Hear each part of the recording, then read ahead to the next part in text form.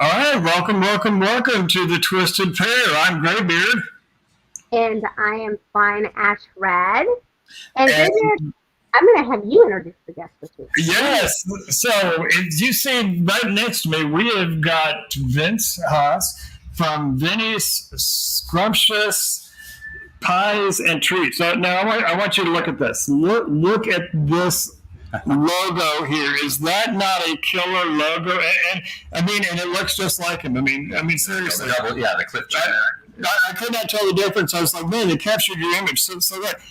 And as you can tell, I'm not on my balcony. Where I'm, are you?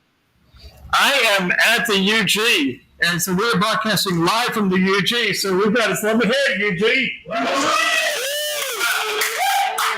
Great crowd here tonight. And no, Chef is still not going to go live. There you go. So we got a good show tonight. What are we doing? We started last week with our first ever official full food pairing, right? Right. And it was something that you and I both really enjoyed. The audience really enjoyed because it was a lot of times they're with food, but they're not even sure if they can do it, what's the proper way to do it, and how to do it. So, and we learned something about a rotisserie chicken that we hadn't thought of because of the fatty greasiness on the chicken. But overall, it was an extremely enjoyable experience because we even had sides. We even incorporated a drink. So it was a real pairing with food and drink. And so, Burton Smoking, who has to be a hot mess, challenged us to cook. I've never had a cookie with a cigar. I had pie, Yeah. but I've never had a cookie. So Well, I want to ask, have you? I think you have, right? I've had a cookie, and I've had his cookie with a cigar. And he actually introduced me to his cookies at a little cigar gathering, little hearth that a bunch of guys were doing. And he brought in these cookies, and which we're going to get into in a minute. We're going to get into these cookies, but he brought these cookies in, and we're all sitting around smoking them, smoking, our cigars and drinking and having cookies, and it just hit me. I was just like, we need to do a pairing on, and so we've been talking about this for what 6-9 months now. Yeah, it's been that. Much longer. Here we are today. Knowing all the cookies because I was like, those are like These cookies are huge. So yeah. So the logo's blocking it out. So here we go. It is. Thanks for having me, by the way. This is Vinny's Texas Roadhouse cookie. You can see and there you can see it without it. So that's what Vinny and I are going to be pairing our cigars with. And so you start off. What is your pairing tonight? Cigar, drink, and cookie, and then we'll go into ours. okay. So I'm going to first start off with this is one of my favorite cigars that I've had. This was probably like my honorable mention for this year of my top 5 of the 2022 year. Okay. So this was my honorable mention, and I completely forgot to mention it. And it is made by my father. And this one was actually, I got introduced to this was at the event at the UG with my father event. I had never seen the Vegas Cubana by Don Pepper, right? Yep. I had never ever seen this. And we talked about it. I look at my colors. I don't remember the names. I'm like, oh, I've had the neon green, or I've had the dark green, I've had the turquoise, I've had the peach. Wow. And I had never had this. And you actually smoked it not too long ago. Yes, and it's funny. So you know how I keep my bands in the back of my camera, to flatten them out.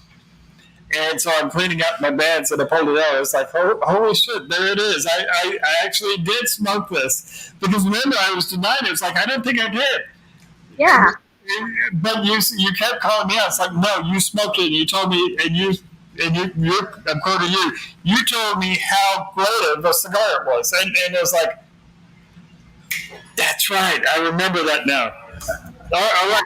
So what are you drinking? So I'm going out of my box. So I'm not having Smoke Wagon. I'm not having Penelope. I'm not having some of the other stuff that I normally drink. So I'm going out, and it is Oak and Eden Spinach whiskey, and I'm actually having the charred rye. Ooh, very nice. So that's going to be interesting. Yeah. So, And the cookie. well, I have. Okay, so I want to preface this because I wish I was there. I wish I could make it out there, but you know, life, and we don't live next door. Everybody thinks that you and I either live next door or we're roommates or something, but we actually live like a great distance from each other. So I was unable to get to you this week. So I actually had crumble cookies delivered to my work because I didn't have time to stop by. And so what I think I'm going to do is they have this Rocky Road cookie because it was like closest kind of thing. I know that yours doesn't have like chocolate in it, but it's got some of like the almonds in it.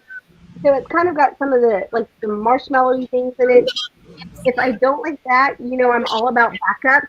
So I have the confetti, a peanut butter, and a sugar lemonade.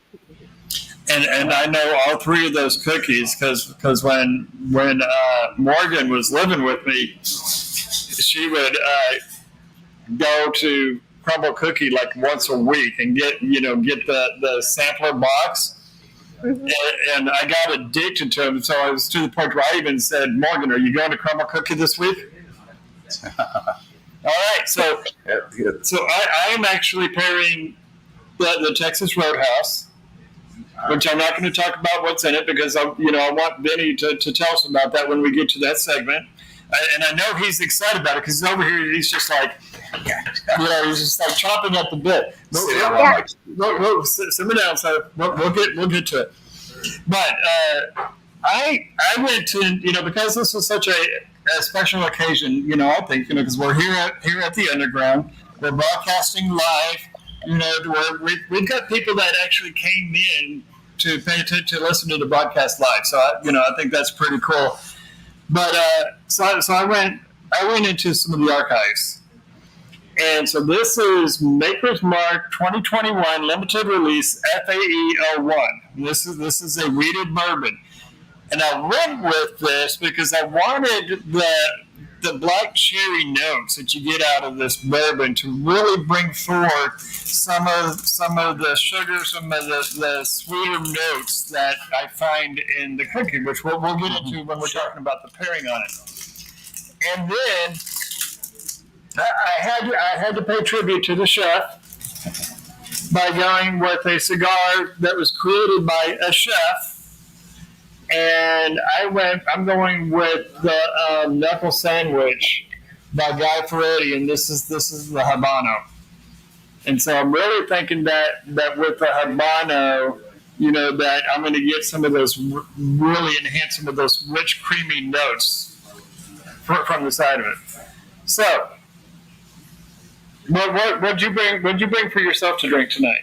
Now, what I brought, what was left, since I had a big request for a bourbon pecan pie, I brought my Old Smoky Tennessee salty caramel whiskey, which was just enough for me to enjoy with my cookies here tonight. So appreciate you guys having me out here as well. So it goes quite well with the cookie. Awesome. All right. Well, as we get started into this, Bert, as always, and I appreciate you, Bert, for always jumping in on our challenges. And so Bert is doing a flight of cookies, snickerdoodle, peanut butter, and white chocolate macadamia with the Luciano Dreamer and a rye. Very nice. I'm going to be interested in how that comes around. So please let us know what you guys are pairing if you're going along with us. All right. I'm gonna start it off. Vinny, we've known each other for been a little over a year now. Yes. I'm very familiar with your cookies, and the first time I had it, I knew this is exactly, I wanted to do this at some point in time. So it's taken us a little while to get here, but we're here. Tell us a little bit about how you got started in this, because, and I know your story. How do you get started in this? Because this is not, this wasn't your career when we met back in 2020. Correct. So I appreciate Red and Graybeard to have me out here, Dave, to introduce Vinny Scrumptious Pies and Treats. So my little story here now, and you guys can chime in or throw a question out at me if you have any questions. So I've been in the television production industry, live event, for 35 years. I worked for JCPenney's television studios back in the 80s for almost 10 years. I worked with several other key audiovisual companies throughout Dallas-Fort Worth in the sales industry after working in the production side of things. And as you know, as well as a lot of other people, were affected by COVID. And so I was twiddling my thumbs, so to speak. What am I going to do with my downtime? My girlfriend asked me, "Hey, Vince, you're a very good baker, and why don't you, Thanksgiving's coming up here. I have a few friends that might be interested in some made from scratch pies." And so I put a few ingredients together from Fireball, whiskey, pumpkin pie, caramelized apple, cherry, and it kind of started off with six orders. And within a month and a half, I made 68 pies out of my residency. So I started a Texas cottage kitchen. So I make all my cookies and pies right out of my home. Very, very nice. So you started off with pies. Yes. All right. Sure did. But I don't see a pie here. Yes, you're right. Because I'll tell you, Dave, through a lot of my customers, either they had a significant other, boyfriend, wife, or husband that did not like pies and wanted to know if I had any cookies. And I actually had this Texas, I made the name of it most recently. I had this recipe for 20 years. So I'm originally from Minnesota. And when I came down here to Texas to visit my baby sister back in the 80s, I thought I was just going to come down for Christmas for a few days. I ended up moving down here. She ended up moving back, got married, and I stayed. And so I was going to launch, I have kind of an entrepreneurial spirit of things, and I was going to launch a cookie brand. Because when I got here from Minnesota, I realized every corner had Texas, Texas shops. Everything's big in Texas. And I said, man, I'm going to grab one of my cookie recipes, and make this big, huge, gigantic monster cookie and sell at airports and things like that. But it never came to fruition, and I put that recipe back in my sock drawer, so to speak. And here during COVID, I brought it back out. I reached out. I like to doodle. I draw. I have a lot of different other passions, from landscaping to design work, as well as artistic drawing. But I had a friend from Minnesota. I reached out. I haven't talked to him. His name is Scott Rolfe. He's an animator. He's an illustrator. He has his own line of comic books. And I hadn't talked to him in probably about 30 years. I gave him a call, told him what I was doing. He was all excited. I asked him if he would help me illustrate.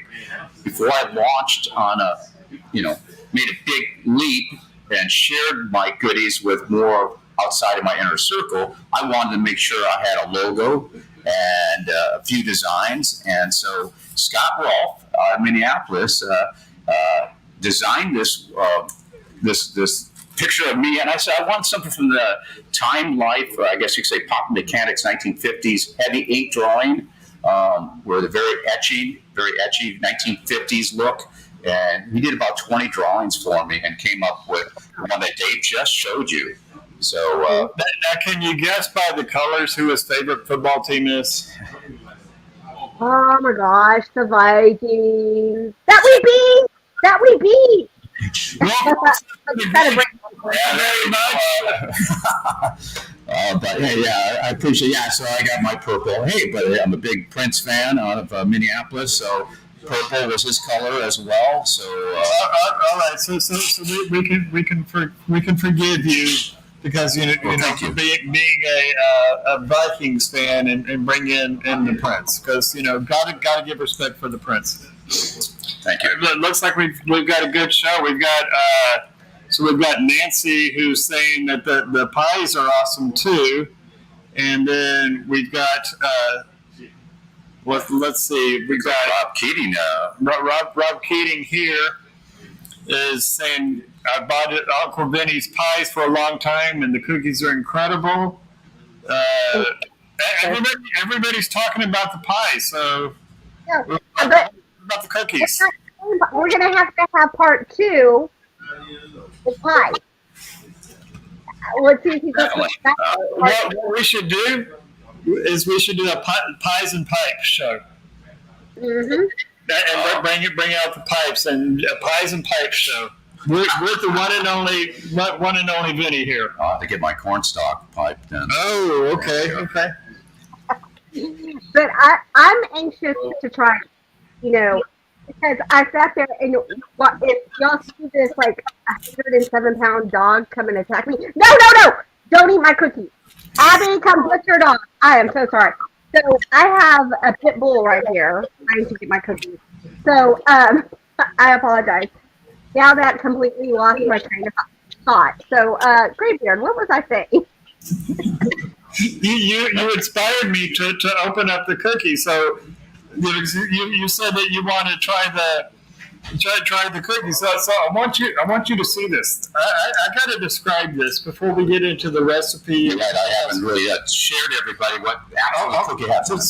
So this is nice and crispy on the outside here, but it is so soft and moist. And look, everybody take a bite there. Look at that.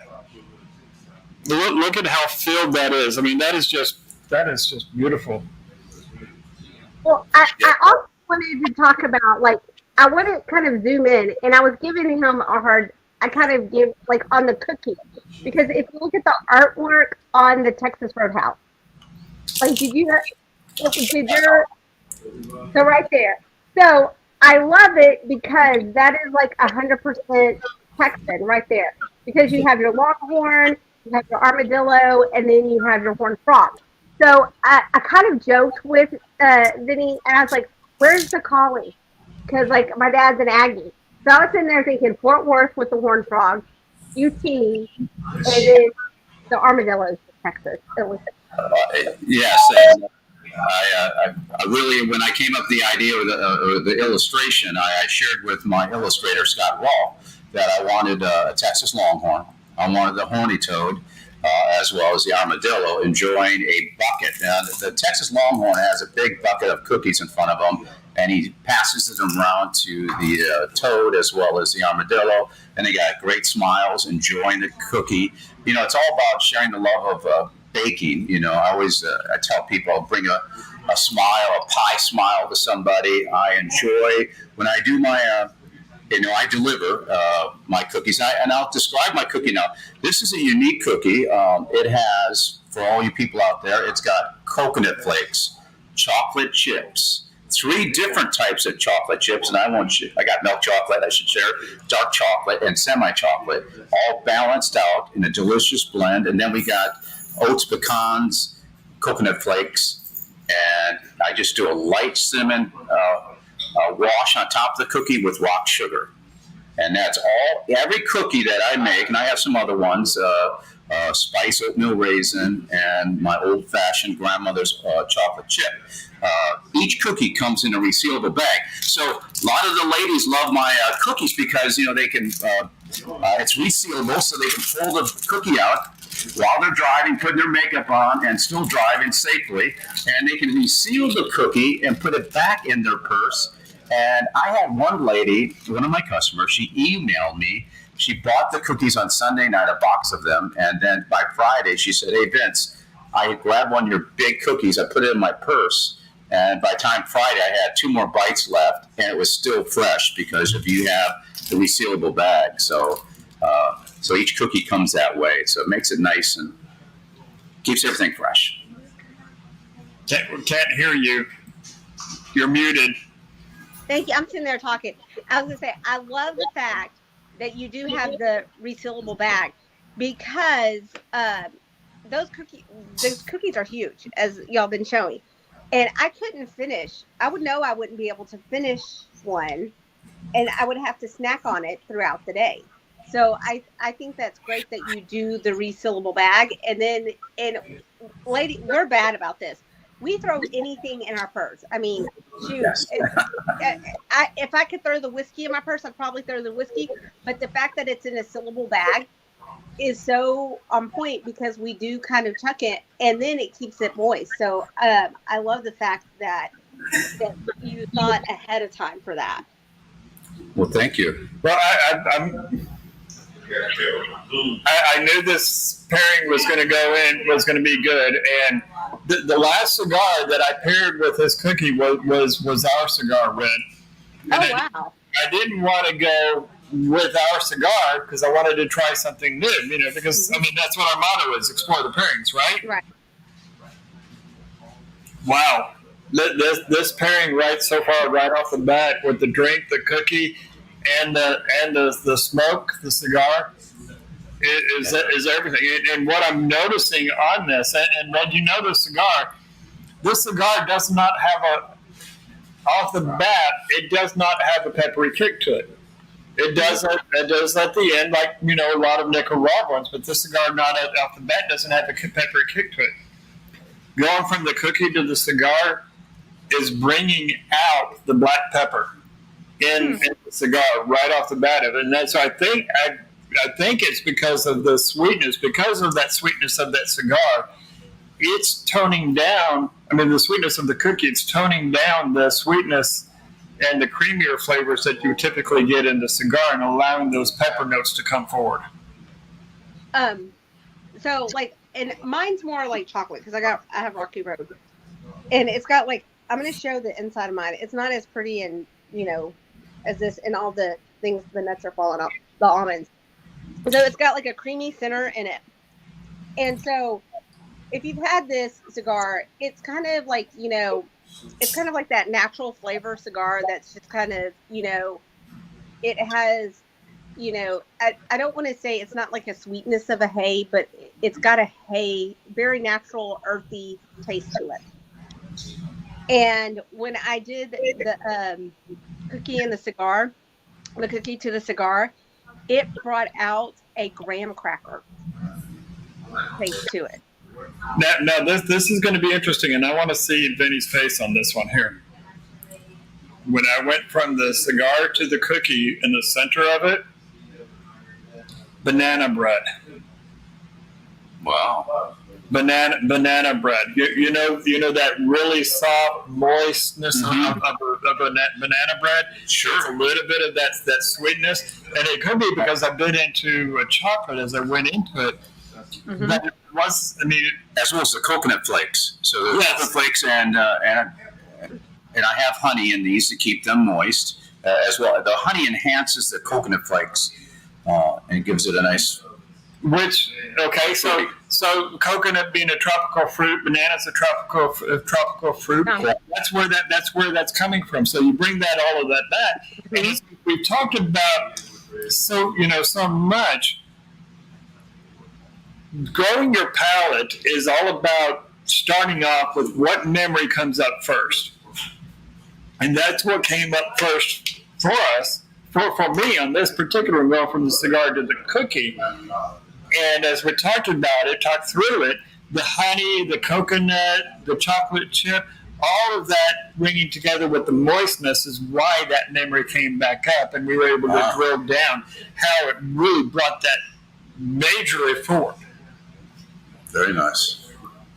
And that's one thing is I like the fact that you did honey to do the to keep it moist, because there's nothing bad is when you have cookies and they dry out.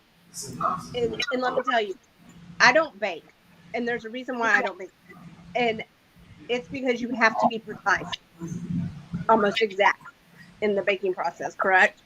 Yes. Right. or it's not going to come out. And it's the science.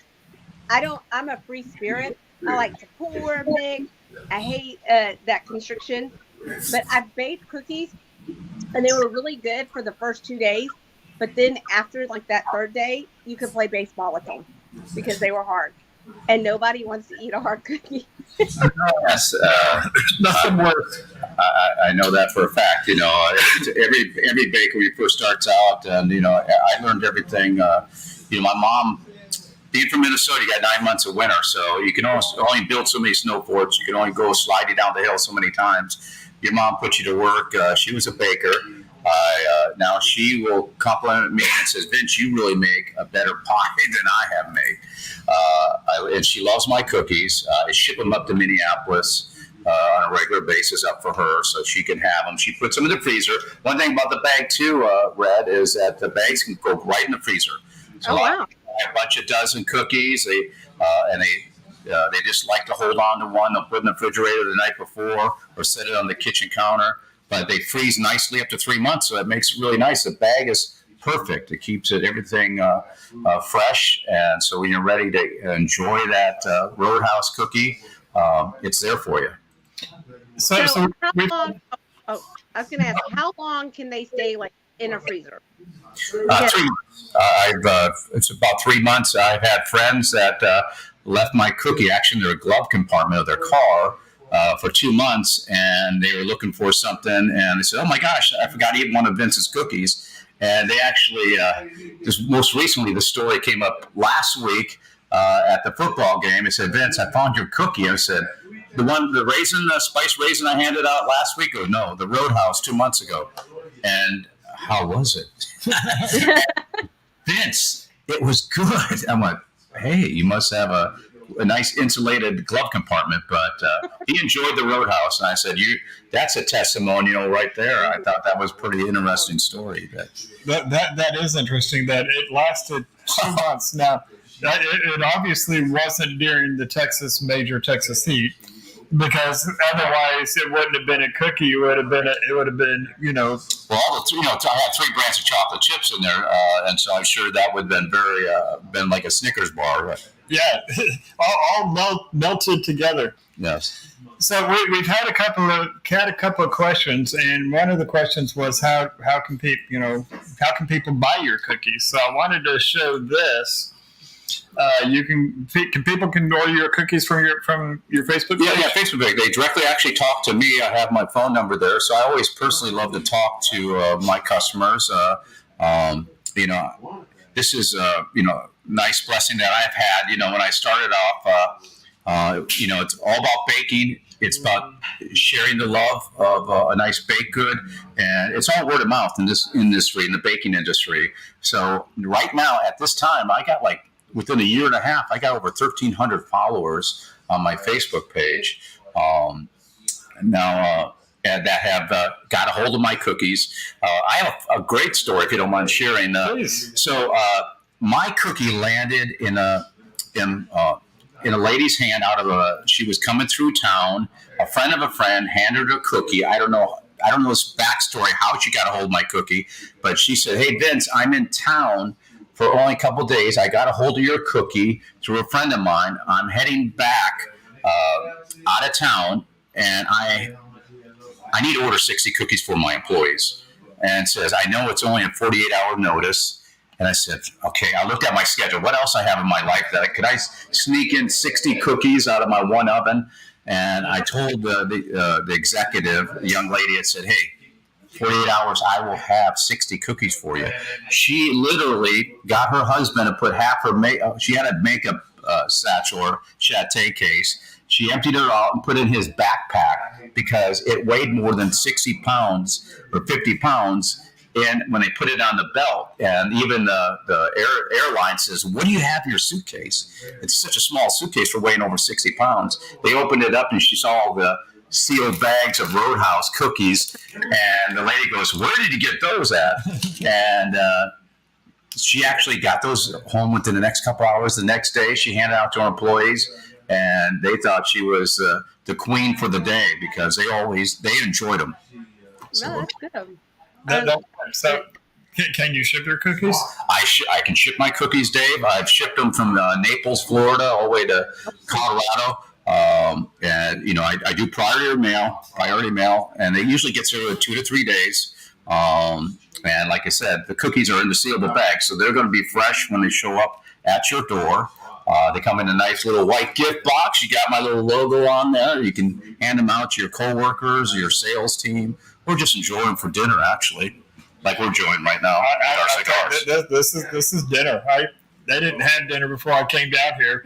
Like I usually do, Red. I mean, how often do I actually eat before the show? I know. I'm like, what are you talking about? That's just not good.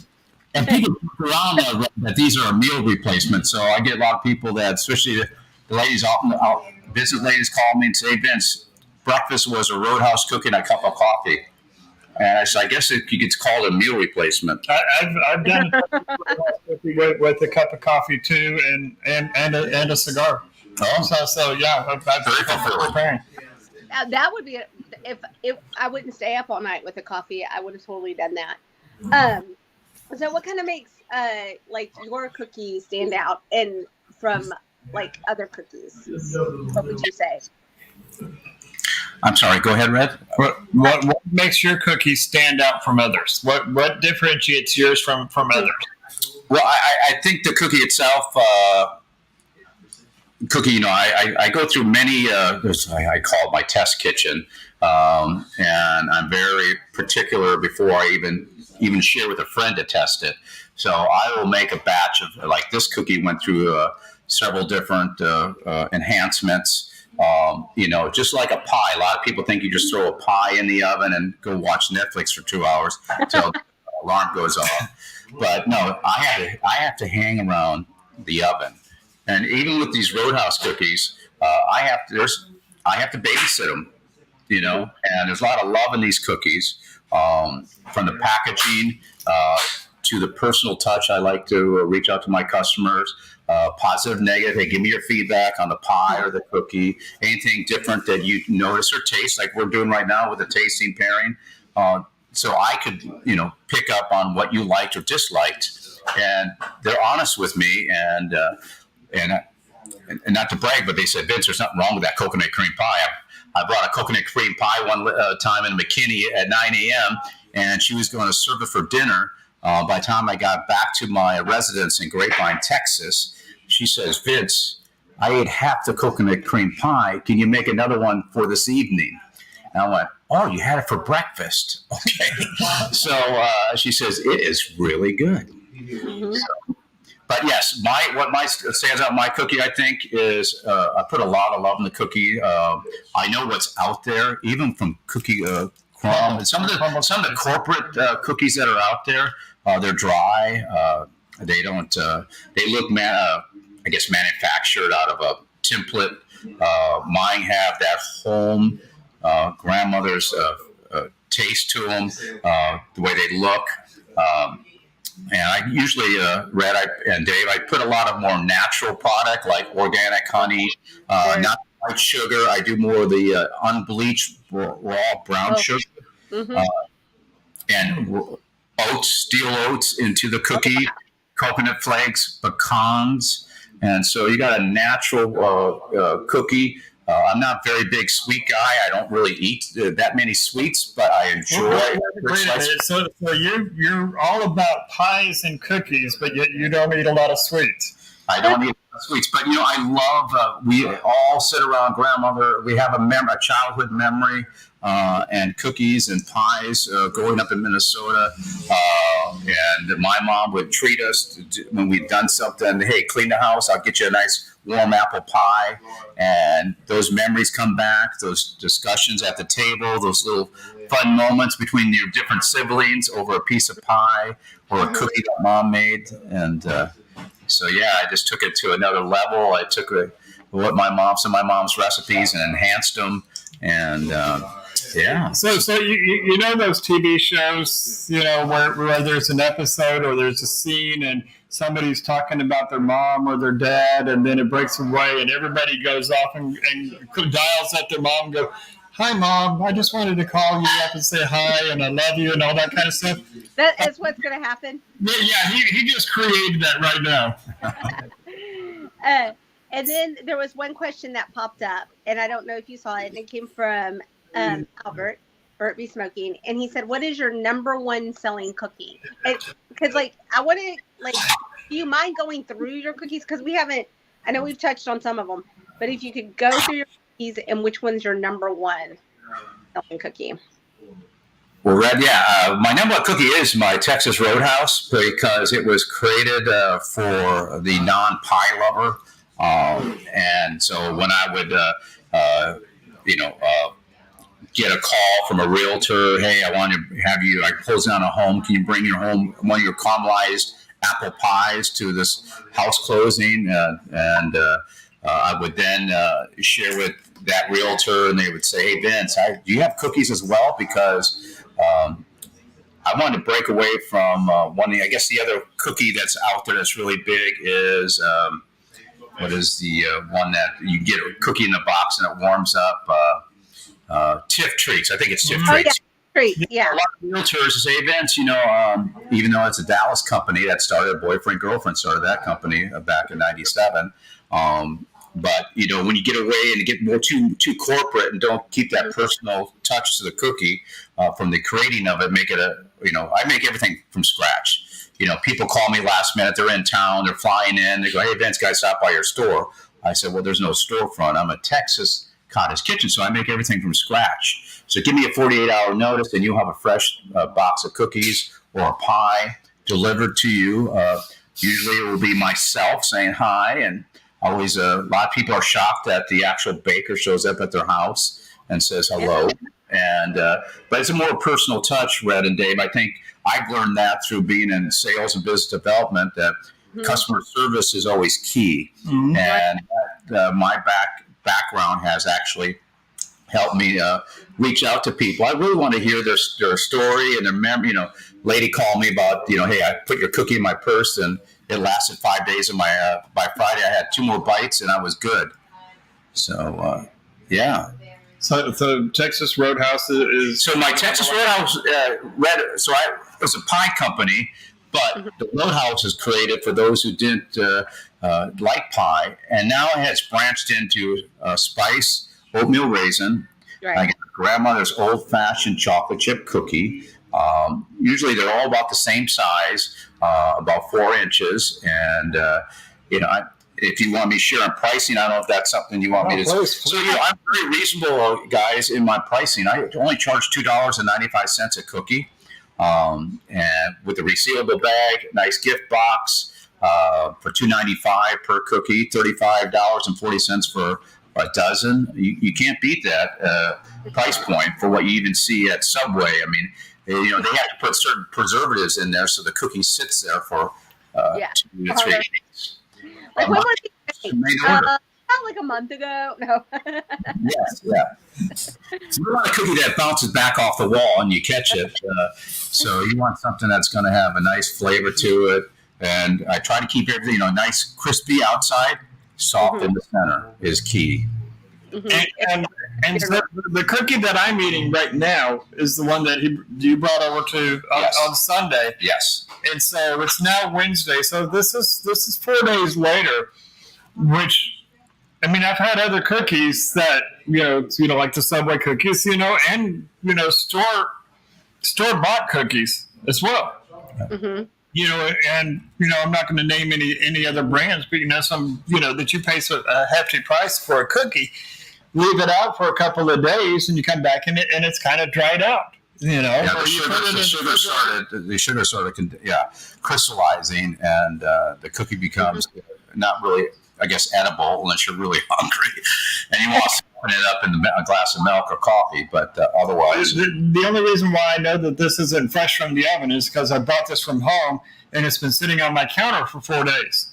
And it is still as moist as it was, and I've had your cookies fresh from the oven as you brought them from us because they were still, warm and hot. Yes. And this cookie is every bit as moist as the ones that were just directly from the oven. I mean, I'm blown away Red, I'm sorry that I humbly apologize that I could not get. And And I will personally drop off a box of cookies for you, Red, next week. How does that sound? That sounds great. That sounds wonderful. We'll say hi. I could even do some oatmeal. You just share with me oatmeal raisin, but I think you'll love the Roadhouse. So we'll do a little variety pack if you like. wait, does this mean that I get to keep the rest of the cookies and I don't have to share it? Yes, that means you can keep the rest of the cookies. He's like, I don't think he's going to freeze any of them because they'll be gone. oh, he's going to eat them before. Yeah. So I want to go through those cookies pretty fast. Yeah, because you do your cookies, but you also have pies. And I looked at your pies, and you had love, marriage, and this kind of reminded me. You had one of them, and it looked like they were at different weddings. And one of my favorite weddings that I went to, the bride didn't have a cake; she had pies. Oh, very nice. And she had different pies and all that. So I'm interested, what pies do you have, and kind of talk about your pies as well. So, I mean, I know we'll probably have to have a part 2 with pies because I love pies and cigars. That's like one of my favorite things. Pumpkin pie and cigars are phenomenal. They're really, really good. So if you wouldn't mind talking about your pies. Yes. Now that I hear, I had a couple reach out to me because I'm hearing through the event management company that people are not buying the $10,000 wedding cake, especially the groomsmen, and they want to do a pie cascade of different pies. And so I did a pie here last January. I did a wine infused black cherry pie for a wedding party. And I did a caramelized apple, and I put their name in the actual pie. Now for Thanksgiving, I guess are they seeing that live? I'm still back at the wine infused black. What was it again? So I do a Cabernet Sauvignon, marinated black cherry with a double butter crust pie. Everything from my butter, my actual crust of the pie, everything's made from scratch. I use a lot of butter. And so everybody loves a good butter crust pie. Yeah. And so for the wedding, I did a Cabernet Sauvignon black cherry wedding pie. And wow. I did a little artistic work. I put some flowers on there, a floral treatment for the young lady, Ginger and Sean, and as well as a caramelized apple. By caramelized apple, we didn't have caramelized apple in Minnesota. It was the old-fashioned, add a little cinnamon, add a little sugar in the apple, double crust, throw it in the oven, and leave it for an hour and a half. But I came with the caramelized apple pie, Red, is unique in itself because not a lot of people, just a few people don't like pie crust for some reason. But with the caramel sauce poured over the whole pie, from the last crust over, and then right when it comes out of the oven, I put rock sugar on top. So that top of the pie crust becomes very candy-like. And it makes it just a unique flavor with the caramel sauce and things like that. For Thanksgiving, I did some unique things. Everybody, if you're from Minnesota, you love the peanuts, Snoopy. I did a thankful pie. Is that we're showing right now? Mm-hmm. So this is for Thanksgiving. I wanted to do something unique. I thought, well, this pie is about display as well as the cookies. You're in Dallas. You're in Fort Worth. I get a lot of the women call me and say, I want something, a nice pie to sit on the countertop for people to view, along with my warm yams and my other things, my turkey. And so I came up with a little thank you pie and be thankful. So I actually have a strawberry rhubarb pie. If you're from Minnesota, rhubarb grows like weeds, but here you can't find rhubarb. It's almost the cost of a bag of diamonds here to find rhubarb. But I do a strawberry rhubarb pie, which is really good. Well, when you said rhubarb, I was like, that's not a Texas thing. No. We don't have them. So that is wow, that is very, very cool. Yeah, rhubarb is very tart. But when you add strawberry to it, it has a nice flavor. You have the sweet and tart flavor. that the rhubarb offers. Now, I have a friend who was a big Neil Diamond fan, and Yes. and she wanted, and it was her name was Rosie, and so if you guys don't know me out there, those who know me, I usually, you might catch me on a Friday night singing karaoke. But I do a lot of Neil Diamond, so I sing a like Cracklin' Rose. I do like Cracklin' Rosie songs. So here, I made this for Rosie. So this is a caramelized apple pie before it hits the oven with a microphone. It says Cracklin' Rosie on it, as you can see there. And that was before it hit the oven, but I did a little artistic work with the microphone I made from scratch, and then I did a little music notes to play off Neil Diamond song. So I do some theme pies as well. I do for the vets out there, American vets during July 4th.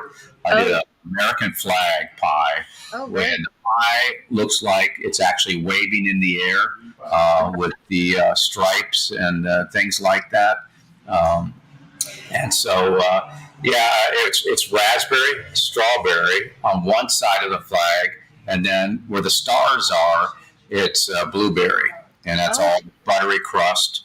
And so, you add a little personality to each pie, and I think it just resonates with people that you took the time, put a little love in there, and I just think it goes a little bit further in sharing the love and commitment that you have to make your customers happy.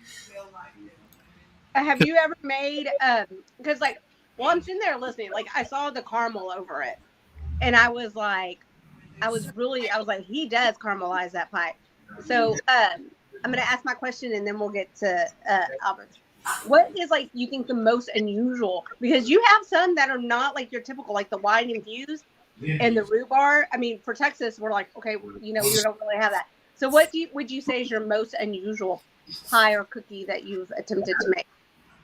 Well, no, I would say that it would be the wine infused pie. So I was invited to an artist showcase. She wanted me to come to her showcase art gallery. She's the artist. It was out in McKinney at one, I believe it was Lone Star Winery. At McKinney, and I wanted something to play off the winery as well as the artist who paints. She does a lot of floral treatments in her artwork, and so I decided I need to create something that plays off the winery theme, and I love black cherries. I love cherry. And I'm all about the cherries. A cherry pie.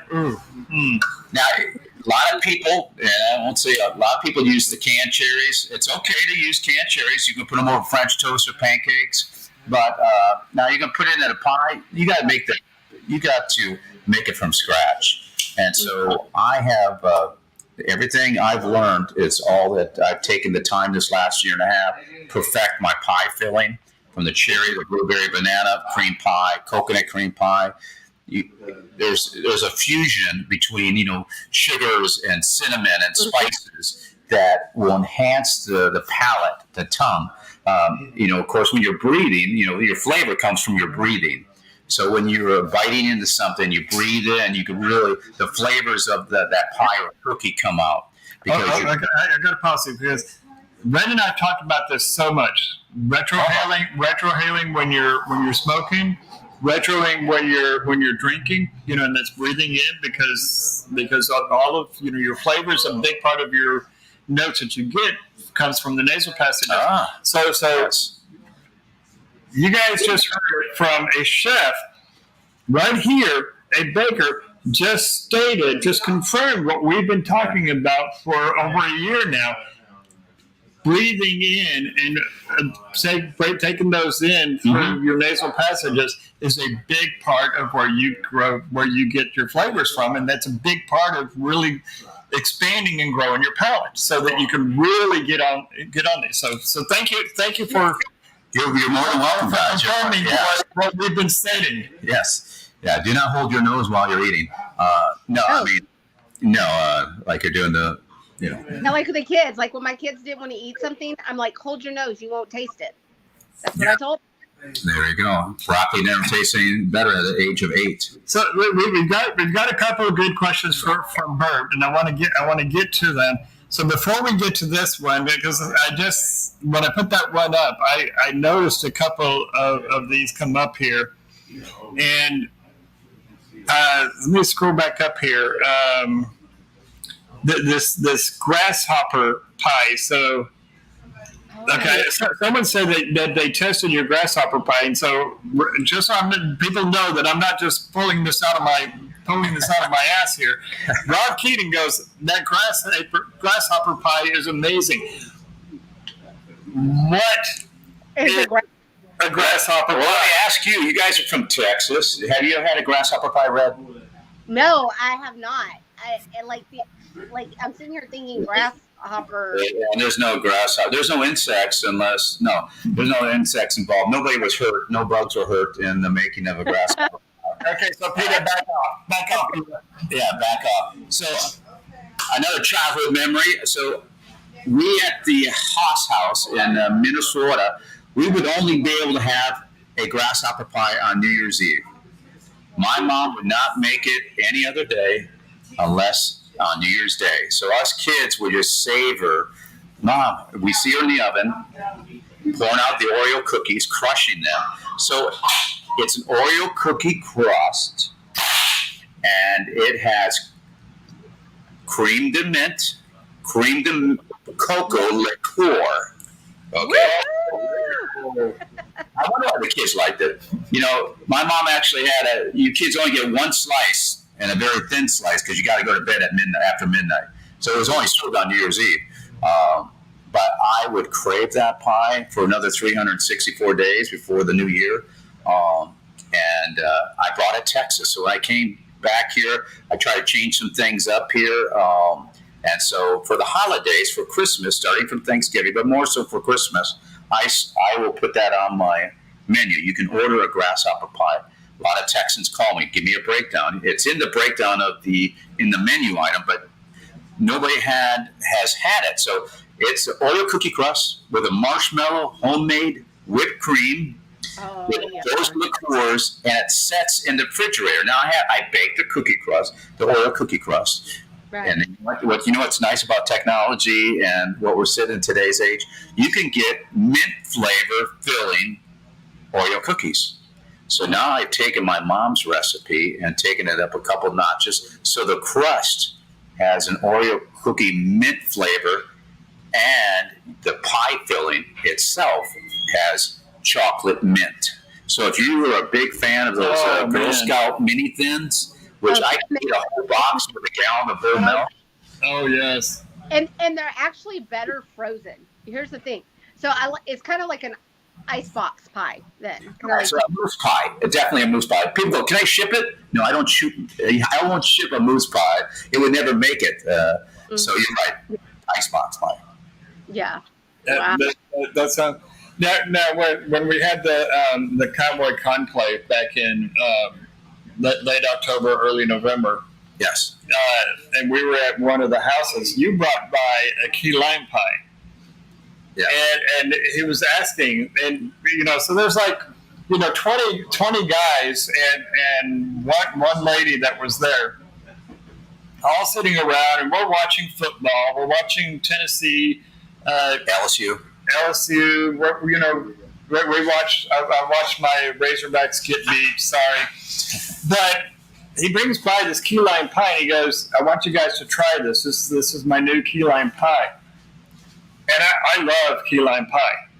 It was one of the best key lime pies I've ever had. And I told you, it's like right then, it's like this pie was amazing.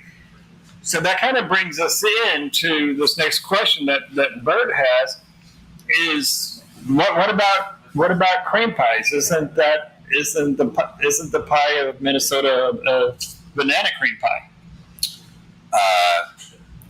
I guess he's asking, Do you do cream pies, and what about the banana cream pie? Because yes, really likes banana cream. Yes, as you know, I've learned my lesson on banana cream pies early. You gotta, if I'm gonna I get last minute calls a lot of times. I say, give me a 48-hour notice, and I share with, just like my customer service is, when are you serving this banana cream pie? And they're like, well, in a couple of days. I said, well, I'm going to have to make that banana cream pie early in the morning and get it to you the day you're going to serve it, because nobody wants, I use fresh bananas before green and yellow. You want a nice, fresh, firm banana.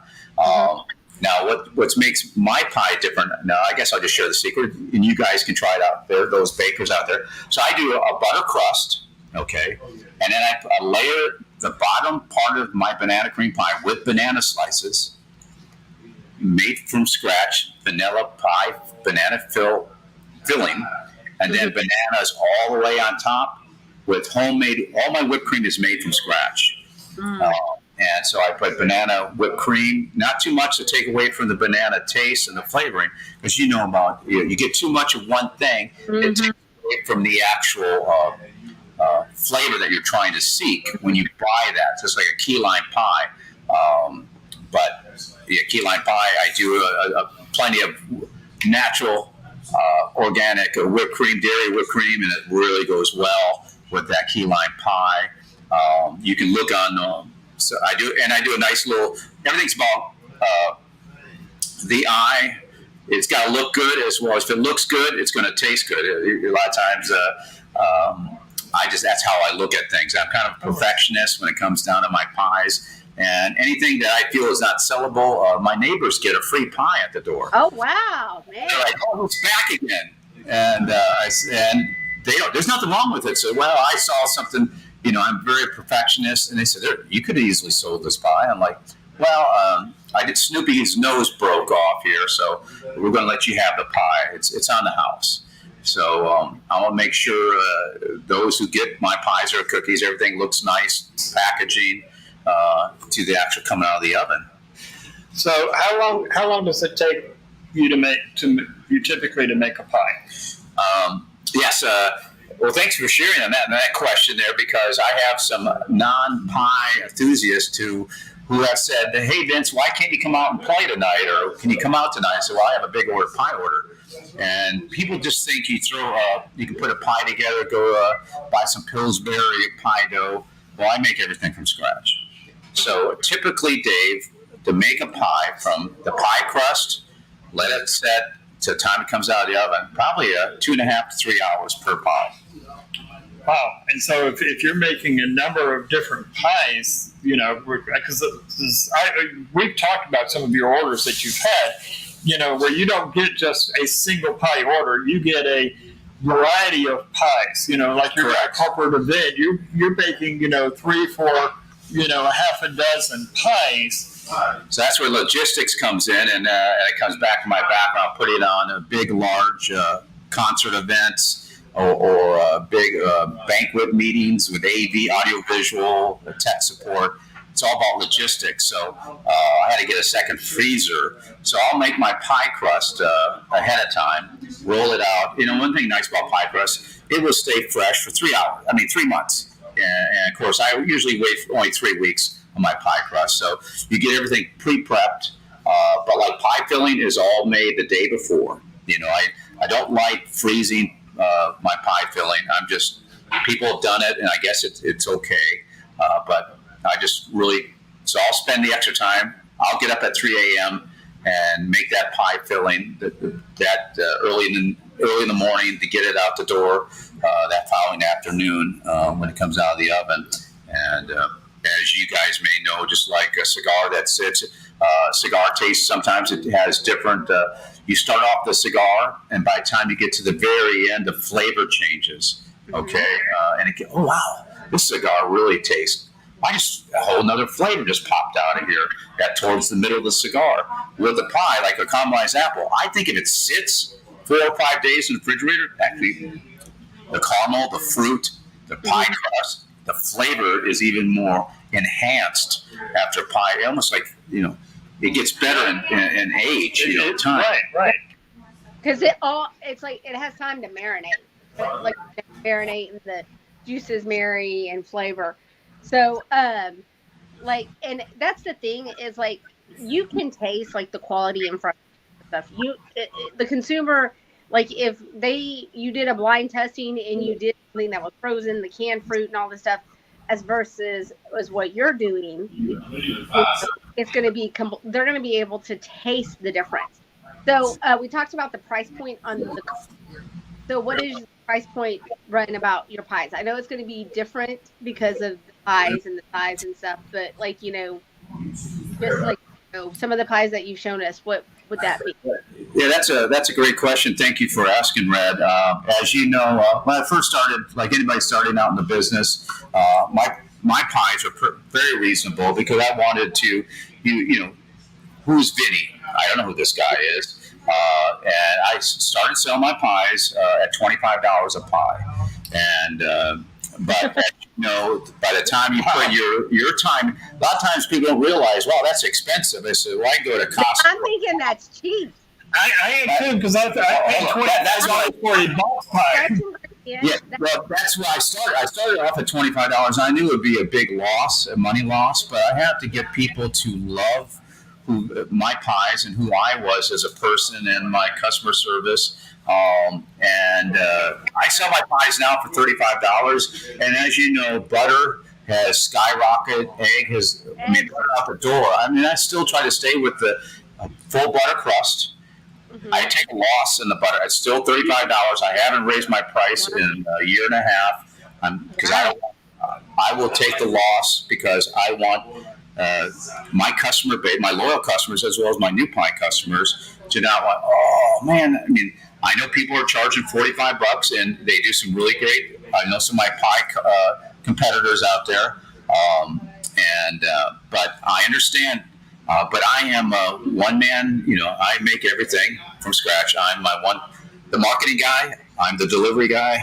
I'm the guy that makes the pie. I'm the one that knocks on your door to say hi. And so at this point, I'm still putting all that together, and it's keeping me busy. But I love it. I love hearing the stories when I'm driving back after dropping the pie, like I shared earlier in the meeting, our video conference here. That when a lady asked me to drop off a coconut cream pie for her evening event, and she already ate half the pie for breakfast. I mean, I was chuckling. I was only 20 minutes down the street driving back to Grapevine, and I was like, "You ate half your pie?" She goes, "Can you make another one?" And I had to put some things back. I had to cancel some events time, like go out and do my own thing. And I said, "I'm gonna make her another pie." Mm-hmm. And that is really sweet. And here's my thing: is a lot of businesses, and I don't want to say a lot, but a lot of them strive to make the customer happy and the thing is like, I think is like, they try to, but I don't think that people, since you're doing everything from scratch and all that, they don't realize how much goes into it. And like, the only reason that I don't even know if Graybeard knows this, but my mother owned a bakery. And she actually owned it with my dad's first wife. So my dad's first wife and second wife owned a bakery together. So I remember I was like, "Hey, can you make me this pie?" And she would make everything from scratch. And I'm like, "Why is it taking like 4 or 5 hours? Come on, why can't you do it?" And then it was like, as soon as it was there, we were all eating it and we're inhaling it. And it would take us less than like 10 minutes to kill off this huge pie that she would make. And we're like, "Okay, we're ready for another one." And she's like,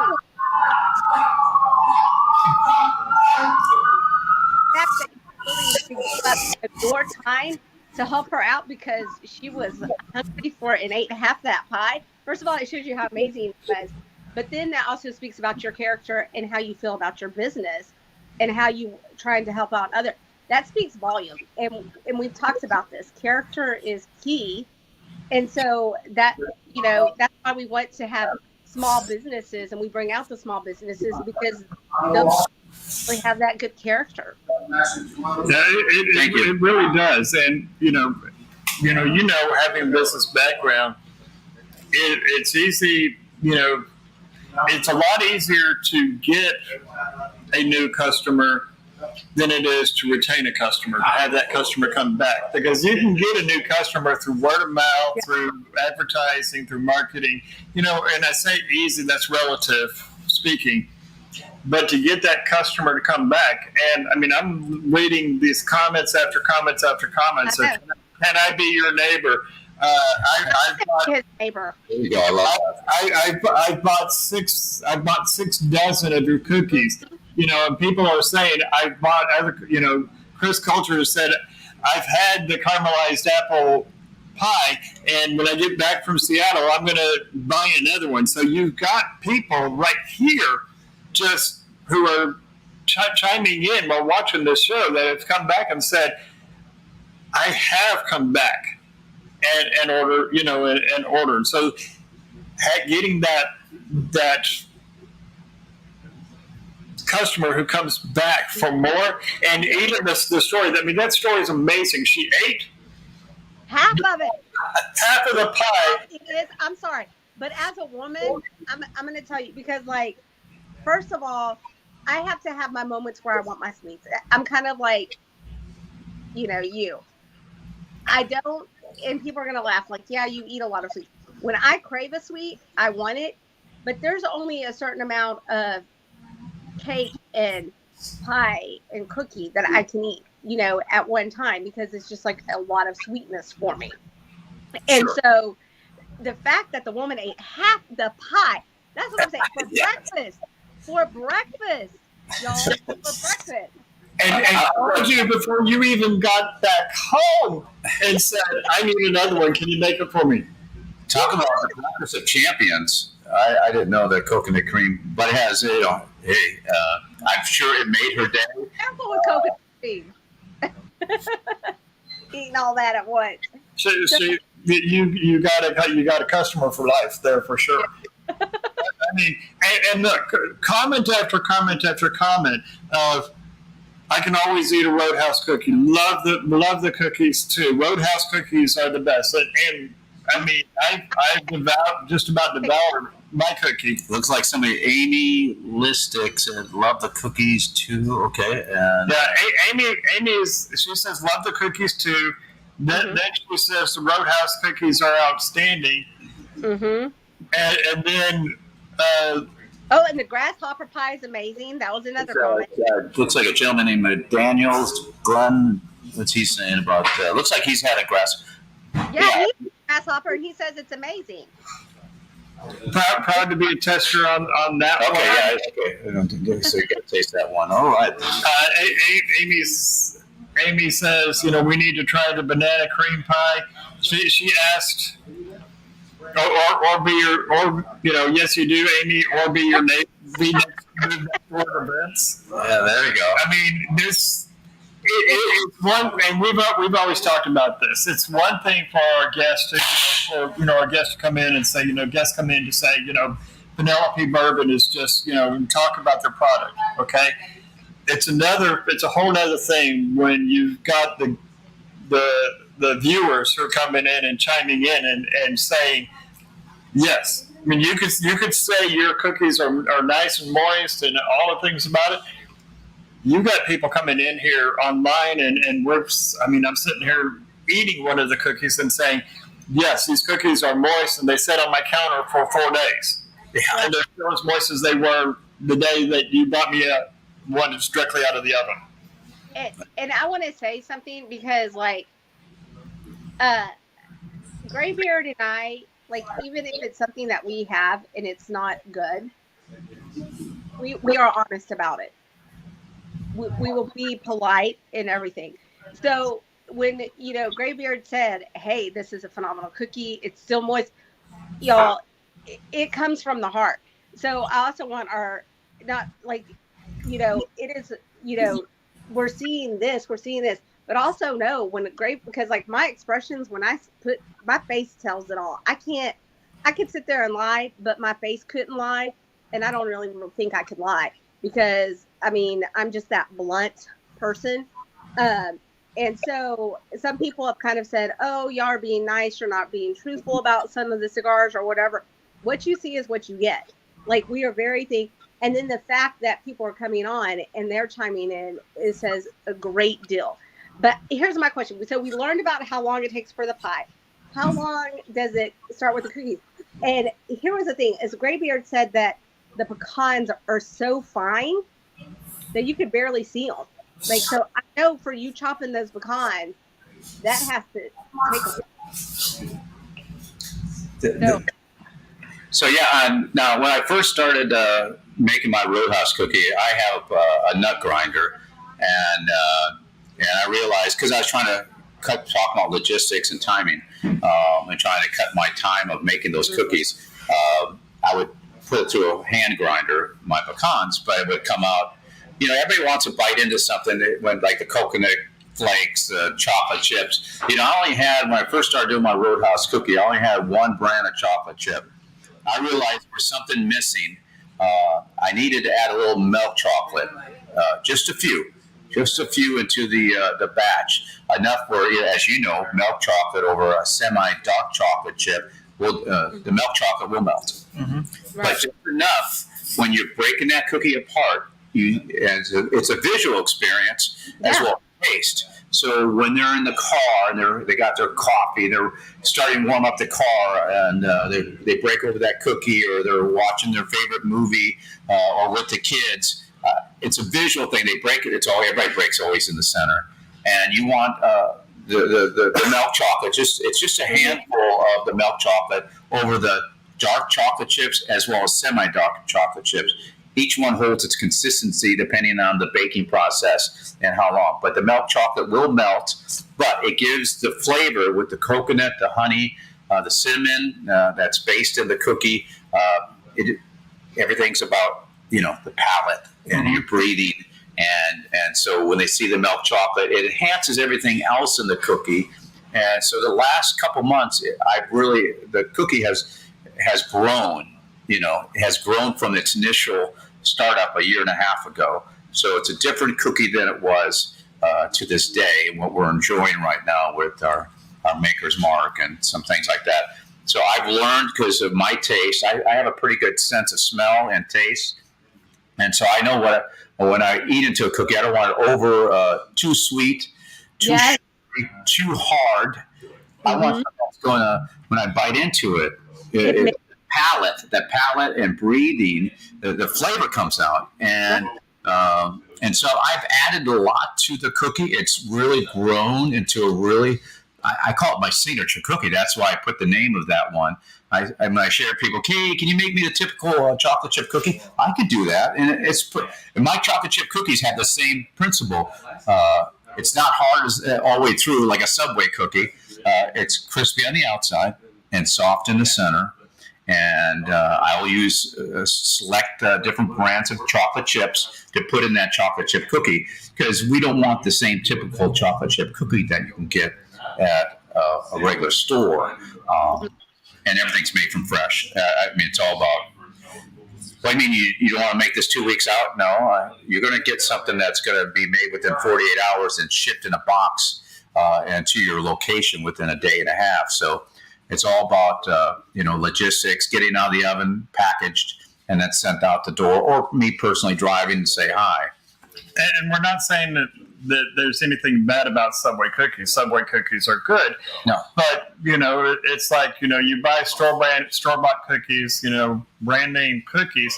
You know what you're going to expect to get, and those are just fine. And those are fine for particular reasons. These are gourmet cookies. Gourmet.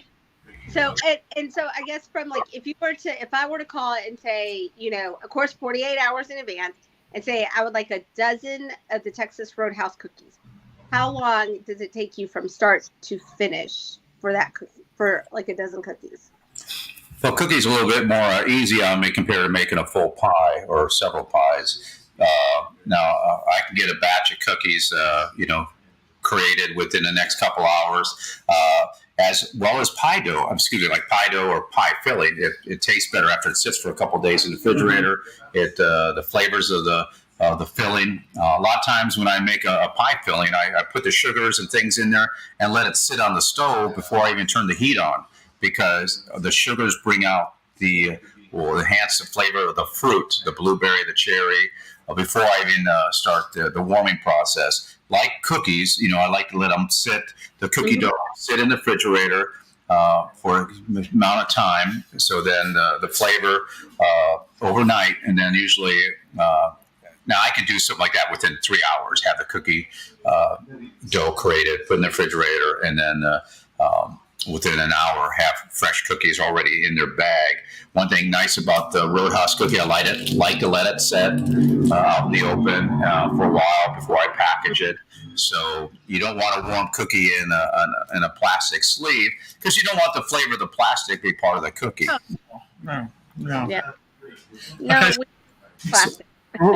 we had a good question a little bit back that I want to bring up because I think this is a nice compliment to what you're saying. I mean, anybody who's who's a crafter, cook, artist, and this Yes. is your art. This is your medium. With this, we all have these creations that we've done. That's just like, okay, these colors just did not work together, or these words just, as a writer, I'm just not saying what it is that I've intended to say on this.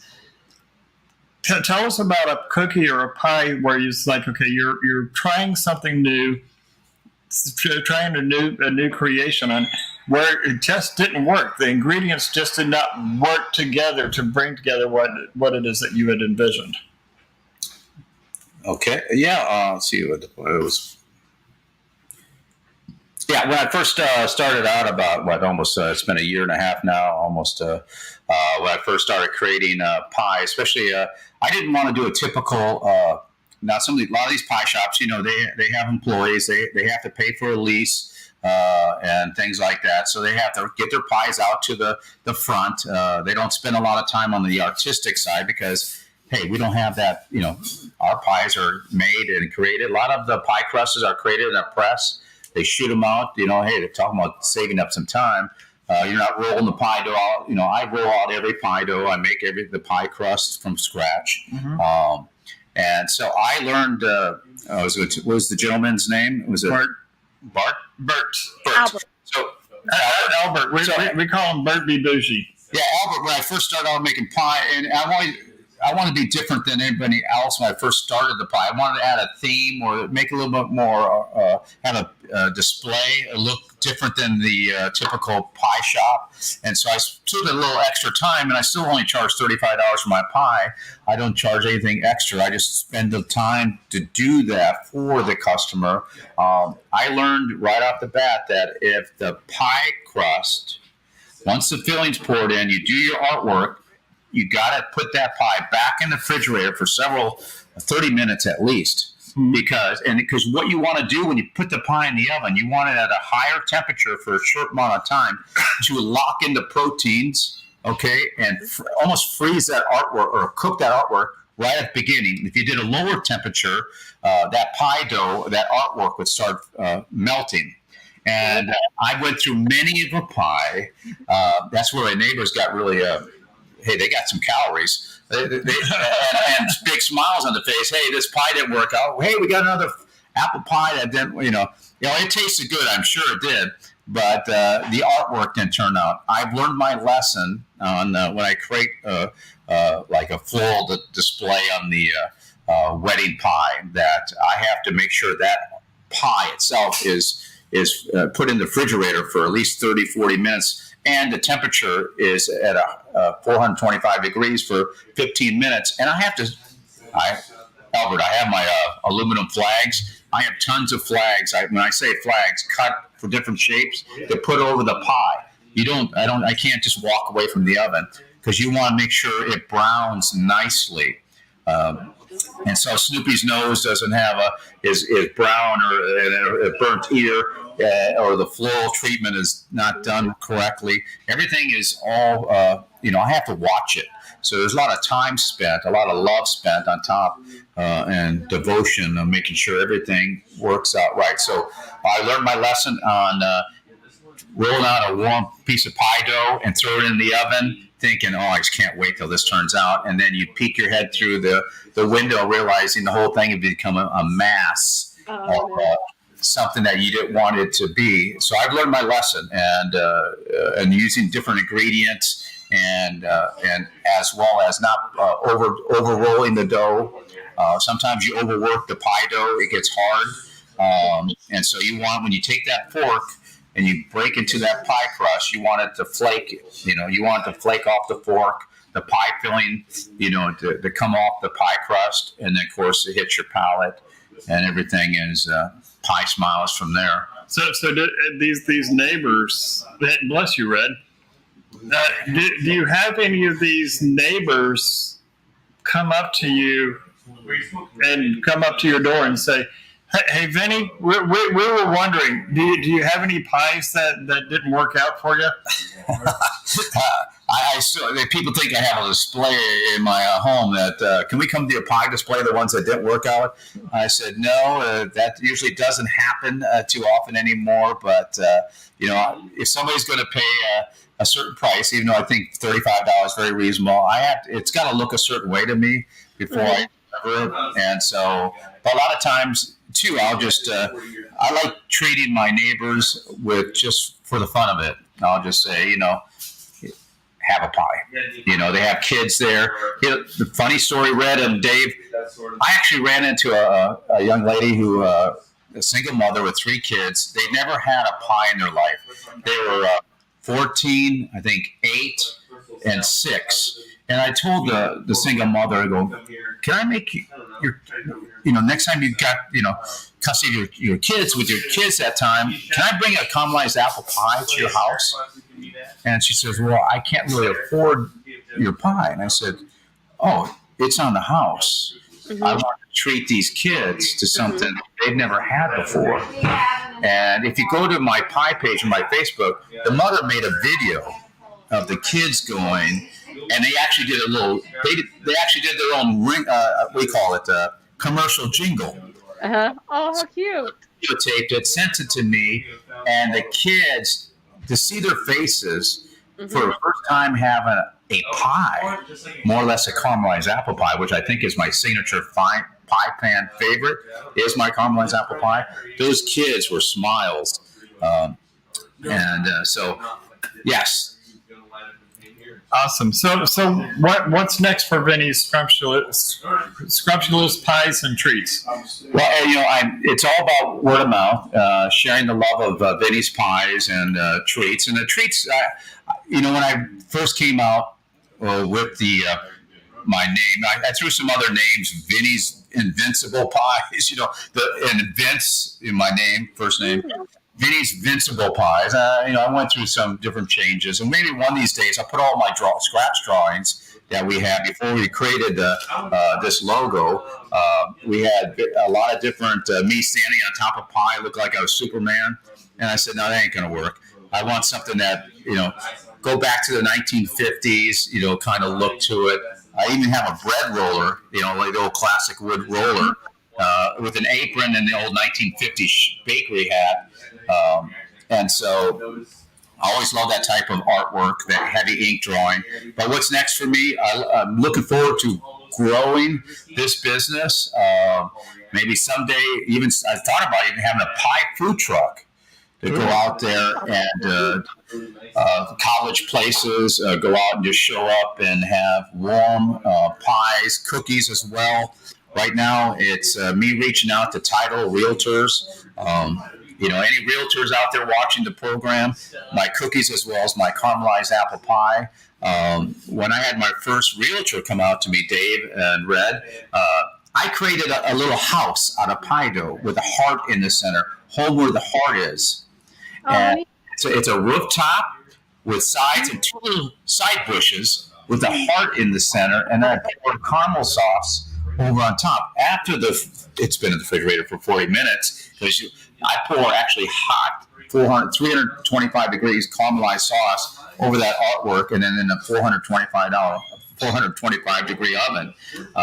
You got to make sure it still holds up to the abuse you put into a pie, but it looks amazing after it gets done, and then top it off with rock sugar. So that adds that candy-like flavor on that crust. Wow. What a story.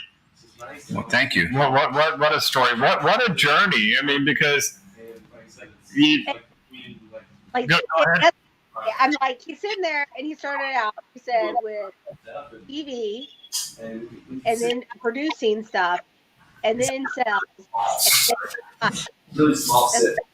By the time you count, it's like shoot all the way back. Yeah, and you know, back to what the show's about, the Twisted Pair.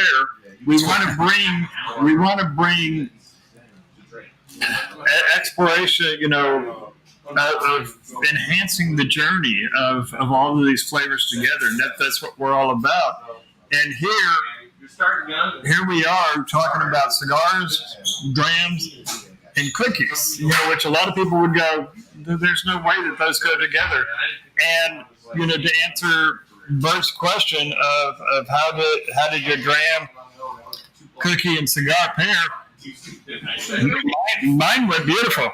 Mine went beautiful all the way through, and I'm looking forward to pairing this cigar with other types of drinks and other types of cigars. And it was interesting. I was sitting there thinking, and like when he described the cookie, my first thought was, you know, I'm a stout girl. I love my stouts. I love my IPAs. I love my beers, my stouts, and all that. And I first thought of s'mores, my s'mores Lakewood brewery. Mm-hmm. But then I was like, you know, that is going to put me into a month. There's going to be too much sweetness in there. But that's why I rye. It's still got that sweetness and spice to it, but it's also got that oak taste. And that's kind of why I went with this one, because it was the oak card. And y'all know, like Okanine, I don't know if you can see that, but in Okanine, a lot of their bottles, they have the spiral oak in it. And they even say it comes with the charred oak spiral. So it has more of that oakiness to it, but it's still that sweetness. Now, I had 3 different cookies with mine because I was like, you know, my ADHD meds have worn out, so I'm just going to try all of them and see how they go. And I really love, it's going to say, like, the first one that I had was the Rocky, I can't remember. It was like the Rocky, was that ice cream? Rocky Road? Rocky Road, yeah. Yeah. And when I had the marshmallow, when I took a bite of the cigar with the marshmallow, and even with whiskey, it was really, really good. But when it didn't have that marshmallow center, it tasted burnt. You know, it tasted like a burnt taste to it. And then I went with the peanut butter. And it's got like a peanut butter topping, like a caramel peanut butter and something on top. And in the middle of my cigar, in the middle of my cigar, it kind of gives you floral notes. They're really, both of them going back and forth. It was really, really a good note, and even with the whiskey. So the last one I had was a sugar kind of. And I was interested to see how it was, because it still had that floral, but it's kicking back that pepper in it and the earthy tones. And that one actually has been my favorite, with the sugar with the lemonade icing on it. And I didn't think that I would like it. And so then I wanted the cookie with the whiskey.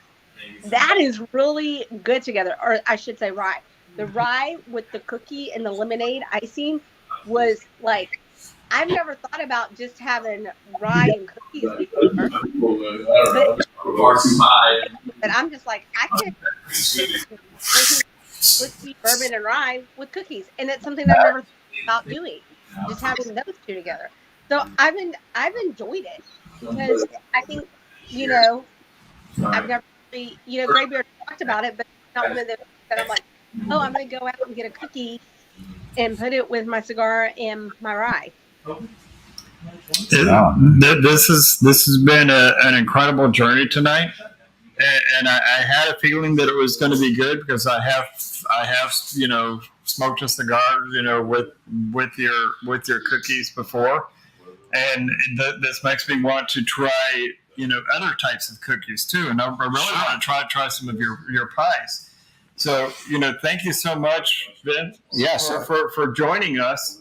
And coming on with us, and looking forward to seeing what's, you know, how you're going to grow within the next coming year, and Yeah, I appreciate you joining us. I appreciate Ashraf for you having me come on board, as well as Dave. And I'll come back out and bring some pies. We'll do I have another a new phase I've added to my caramelized apple. Instead of a double butter crust, I do a crumble butter flour pecan or walnut topping. So you got the bottom buttery crust, caramelized apple with a caramel sauce with a crumbled 1.5-inch, 2-inch topping with crushed pecans within that crumbled flour butter topping.